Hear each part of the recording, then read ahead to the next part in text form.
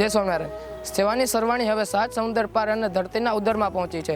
અમૃત કાર્ય 75ની ત્રીજી રીલમાં આપણે જોઈએ એવા કાર્યો જેમાં ગુરુવર્યે સંસ્કારની સાથે પ્રકૃતિના રક્ષણ માટે વિરાટ યજ્ઞો સ્થાપ્યા છે। અમૃત કાર્ય 13 પરદેશમાં વસતા ભારતીય બાળકો માટે સંસ્કાર કેન્દ્ર અને સંસ્કૃતિ શિબિરો, જ્યાં 7 સમુદ્ર પાર સંસ્કારના સુવાસ મહેકે છે, ત્યાં વિદેશી ધરા પર પણ ભારતીયોના દીપક પ્રગટે છે। અમૃત કાર્ય 14 ગુરુકુલના માધ્યમથી લાખો વિદ્યાર્થીઓને ચરિત્રવાન બનાવ્યા, જ્યાં કેવળ અક્ષરો નહીં પણ આખું જીવન સર્જાય છે, ત્યાં જ સમાજને સમર્પિત ચરિત્રવાન નાગરિક જન્મે છે। અમૃત કાર્ય 15 જય સંજય અભિયાન અંતર્ગત 1000 કુવાઓને રિચાર્જ કર્યા। જ્યારે ધરતીના ઉદારે જળના સ્તર અંદર ઉતરી ગયા હતા, ત્યારે ગુરુવર્યના પ્રયાસે હજારો કુવાઓને ફરી સજીવન કર્યા। અમૃત કાર્ય 16 સમરસતા સભાઓનું આયોજન ગુરુવર્યે ગામડે ગામડે સહજીવનનો બોધ આપ્યો, નાત જાતના ભેદ ભૂલ્યા અને ગામ સમરસ બન્યું। અમૃત કાર્ય 17 108 ગામોમાં 1000થી વધુ નાના મોટા જળ મંદિરોનું નિર્માણ।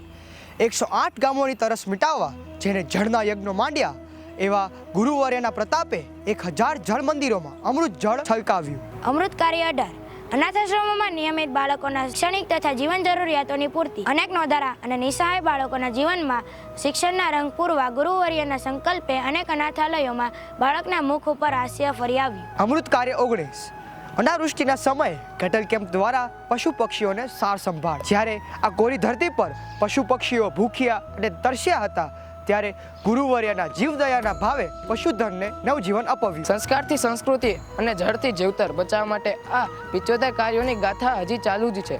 જોડાયેલા રહો અમારી સાથે। આવતીકાલે ફરી મળીશું બીજા 6 અદ્ભુત સ્મૃતિઓ સાથે। જય સ્વામિનારાયણ।